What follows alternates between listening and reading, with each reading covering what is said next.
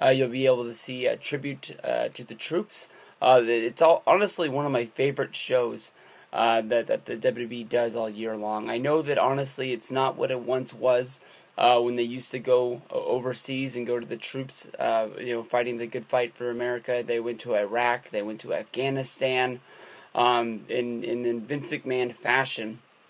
They don't go to the the weak portions of or the wars. They go right into the battlegrounds, as they show you throughout the shows. Basically, they do like little cutscenes of the superstars going out and actually visiting the troops and seeing what they do. They load them up into helicopters and they fly them around to survey the damage. They basically take them on the walkthrough that they do every day, showing the people that come to help them get through the day. A lot of these people are wrestling fans. A lot of these people are not. They're just happy that people are coming to come visit them and basically get a slice of America at home, because when you go overseas, most of the time you're stationed over there for 6 or 10 months at a time. Maybe some of these people have been over there longer. So it was awesome that WWE did this for a good number of years. They put a DVD out years ago. It's been a while since I popped it in. Honestly, I was glad that they uploaded these shows up to the WWE Network, even though they don't have all of them up there yet. I went and checked out the 2005 show. I think that if you want to watch the 2003 or the 2004 episode, one of those has the Stone Cold Steve Austin stunning John Cena. That was the one that I really wanted to see. But I wasn't able to find that one on the WWE Network yet. So I believe that the cover of the DVD has Kurt Angle walking to the ring, and you can tell that it's got all of the surroundings of being in Iraq. I think it's just called Tribute for the Troops, but I definitely recommend you pick that up if it hasn't been added to the WWE Network. It's only going to cost you a couple of bucks.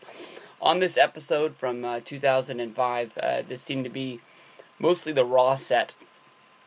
Well, not the Raw set, the Raw crew, I apologize. They had 7 matches. They had one awesome main event.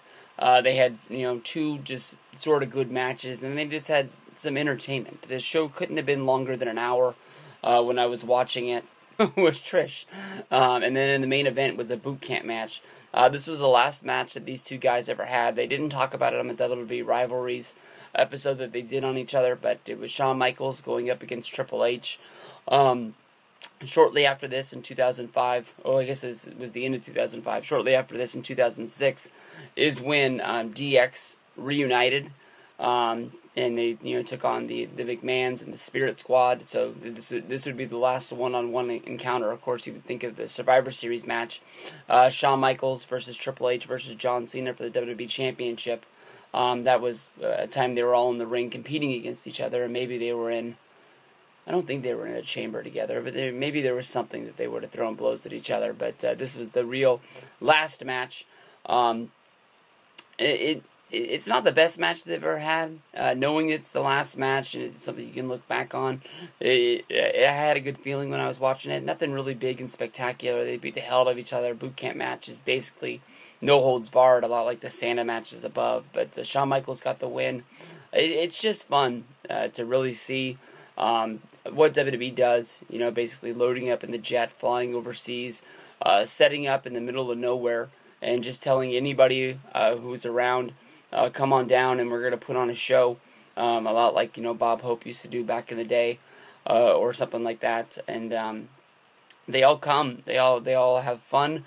I'm sure WWE is smart, and I bet you that they make wrestling fans out of this. I'm sure that a lot of soldiers that don't normally watch WWE or hadn't watched since the Hogan era come home and talk about, the McMahons coming over there and putting on this whole deal. I know that now, they held the show this year in somewhere in Georgia. I think it was in Savannah, Georgia. I'm not 100% sure.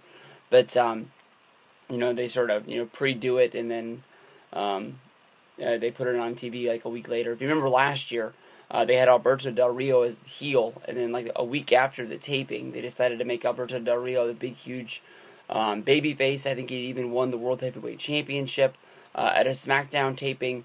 And then out of the middle of nowhere, this Tribute for the Troops airs, and it's Cena versus Del Rio. Del Rio kills Santa Claus, so maybe that there is some bad things. But then again, this is a TV show that doesn't air on, I guess it does air on USA. It'll air on USA Tonight.